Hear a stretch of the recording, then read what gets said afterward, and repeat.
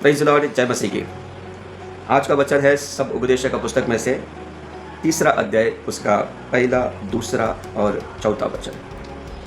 हर एक बात का एक अवसर और प्रत्येक काम का जो आकाश के नीचे होता है एक समय है।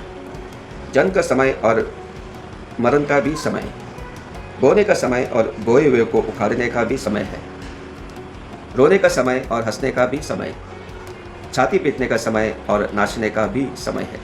मेरे प्रियो, परमेश्वर का इस वचन के अनुसार, पवित्र शास्त्र में दिए हुए इस वचन के अनुसार परमेश्वर हमें ये बताना चाहते हैं कि आकाश के नीचे जो भी काम होता है उसका एक अवसर और एक समय होता है।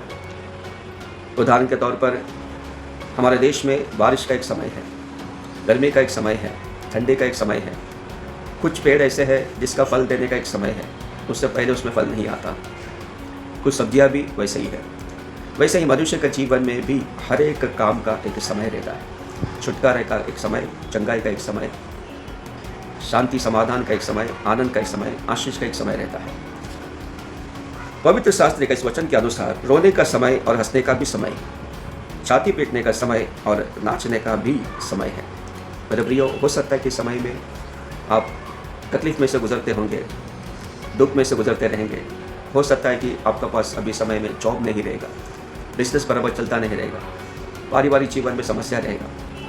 हो सकता है कि इस साल में आपने जो एग्ज़ाम दिया उसमें आप फेल हो गए रहेंगे, परिवार में झगड़े रहेंगे, परिवार टूट गया होगा, ऐसा भी एक समय होगा। हाथ में पैसे नहीं हैं, ऐसा भी एक समय रहेगा। परिवार से दूर रहने का एक समय है, बीमारी का समय है, बंधन में रहने का एक समय है, निराश का एक समय आपका जीवन में रहेगा, हार का समय आपका जीवन में रहेगा, शून्य का एक अवस्था आपका जीवन में रहेगा। लेकिन आप चिंता मत कीजिए, परमेश्वर के ऊपर विश्वास रखिए और निरंतर आप प्रभु से प्रार्थना कीजिए। पवित्र शास्त्र का इस वचन के अनुसार परमेश्वर हमें बताते हैं कि हर बुरे समय के बाद में अच्छा समय भी है। तो परमेश्वर के ऊपर विश्वास रखिए, हर बुरा समय के बाद में अच्छा समय परमेश्वर आपको देंगे और निश्चय यह आपका जीवन में होगा। बुरा समय निकलेगा और परमेश्वर आपको अच्छा समय देंगे। परमेश्वर आपको आशीष करेंगे। प्रभु आपको आशीष करें। God bless you.